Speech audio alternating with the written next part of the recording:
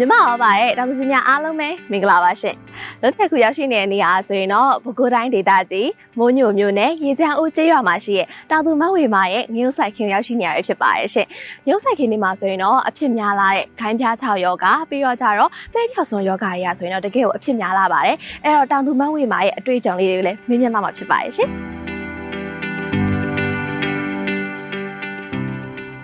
မင်္ဂလာပါအမမင်္ဂလာပါအမအခုဆိုရင်လေမျိုးဆိုင်ခင်းတွေလည်းစိုက်ထားအများကြီးတွေ့ရပါတယ်ဟုတ်ပါဘူးဒါပေမဲ့အမမျိုးဆိုင်ခင်းတွေမှာဆိုရင်လေဂိုင်းပြား6ယောဂါတို့ပြီးသွားပြီဆိုရင်ဒီမှိတ်ပြောက်စွန်ယောဂါတွေရတယ်အဖြစ်များတာဆိုတော့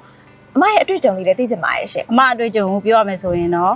အပင်စိုက်ပြီးတလခွဲကနေ2လကြာလို့ရှိရင်အပင်တွေကဂိုင်းပြားကြောက်လို့မှိတ်ပြောက်စွန်လို့ဖြစ်လာတတ်ပါတယ်အဲ့ဒါဆိုလို့ရှိရင်ဂိုင်းပြားကြောက်ဆိုလို့ရှိလို့ချင်းဒီအပင်လေးတွေရဲ့ဒီအညွန်လေးတွေရောအကုန်လုံးပေါ့နော်အောက်တောက်ချောက်အကုန်လုံးအသီးတွေကစားပြီးတင်းတဲ့အသီးတွေကစားပြီးအကုန်လုံးပုတ်သွားတယ်ပုတ်သွားပြီဆိုတာနဲ့တခါတည်းအသီးအပွင့်အကုန်မတင်တော့ဘူးဒီမှက်ပြောက်ဆိုလို့ရှိရင်လည်းဒီအရွက်ကလေးတွေကဆိုလို့ရှိရင်အကုန်လုံး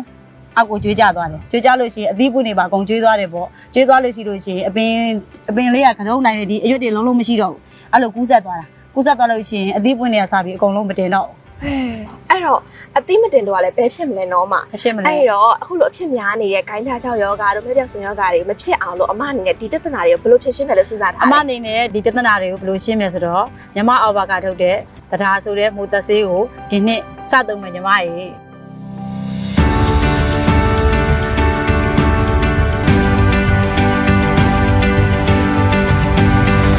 တရားမိုးတက်စီမှာဆိုရင်ဖိခါစီစတိုပင်စိုက်ပရိုကိုနာဆိုအစွမ်းထက်ဆေးရနေတဲ့မျိုးပါဝင်ပြီးကာကွယ်မှုတာမကကုသမှုအတွက်ပါအလွန်ကောင်းမွန်တဲ့ဆေးတစ်လက်ဖြစ်ပါတယ်ပင်လုံးပြအာနိသင်ရှိသည့်အပြင်အရွက်ရဲ့အပေါ်မျက်နှာပြင်ကိုဆေးဖြန်းလိုက်ရုံနဲ့အောက်မျက်နှာပြင်အထိကိုပါထိုးဖောက်စိတ်ဝင်နိုင်တဲ့အာနိသင်ပါရှိပါတယ်ဖိခါစီစတိုပင်ဟာဆိုရင်တော့မှုမြင့်များအသက်ရှူမှုလုပ်ငန်းစဉ်ကိုရပ်တန့်စေပြီးစိုက်ပရိုကိုနာဆိုကတော့မှုမြင့်များထိုးဖောက်ခြင်းဂျမ်ကျူရှည်ထွက်ခြင်းနဲ့မှုမြင့်များရှင်သန်ကြီးထွားမှုကိုဟန်တာပေးနိုင်ပါတယ်။ဒါအပြင်အပင်အယောင်စိမ့်စီသည့်အာနိသင်ပါရှိရဲ့အတွက်ဆေးဖြန်းပြီးနောက်အပင်များစိမ့်ဆိုကအစာချက်လက်မှုအားကောင်းစေပြီးသီးနှံပင်များပုံမိုကြီးထွားပြီးတော့အထွက်နှုံးလေးတိုးစေပါတယ်။မပန်းနဲ့မြေပဲစိုက်ခင်းတွေမှာဖြစ်လေရှိတဲ့ရွက်ပြောက်ရွက်6ယောဂ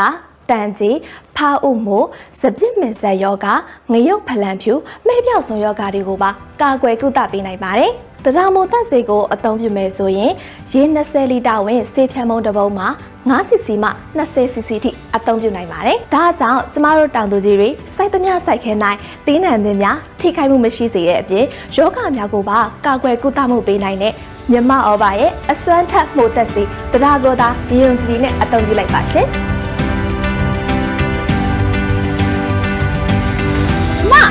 ညီမလေးဒီတစ်ခါတော့ပြုံးပြနေပါလားပြုံးပြနေတာလေညီမလေးရဲ့အမေတို့လည်းကြည့်လိုက်အောင်လေညီမလေးရဲ့အမဟာအရွက်တွေစိတ်ဆိုးနေရနော်ဟုတ်တယ်ညီမလေးစိတ်ဆိုးပြီးမှအဖူးပွင့်နေရောအသီးတွေရောဝေစားနာပဲလေညီမလေးရဲ့ကဲဒါဆိုရင်တော့အမတရားမိုတက်စီကိုတုံးလိုက်လို့ဖြစ်မယ်ဟုတ်တယ်ညီမလေးရဲ့အမတရားမိုတက်စီကိုတုံးလိုက်တာလေတုံးပြီးတဲ့ကယောဂဖြစ်တဲ့အပင်တွေလည်းယောဂရက်သွားတယ်လုံးလုံးမဖြစ်တော့ဘူးလေဘေးပင်တွေလည်းမကူတော့ဘူးညီမလေးရဲ့ကဲဒါဆိုရင်တော့အမဒီနှစ်တော့အထွက်တိုးပြီပေါ့ထွက်တိုးပြီပေါ့ညီမလေးရဲ့ငရောက်မှာကြာရောက်တဲ့ဂိုင်းပြားကြောင်းနဲ့မဲပြောက်စွန်ယောဂါတွေအတွက်အကောင်းဆုံးမိုသက်စေတရားမြမအိုဘာကောင်းဆုံးပါမြမအိုဘာ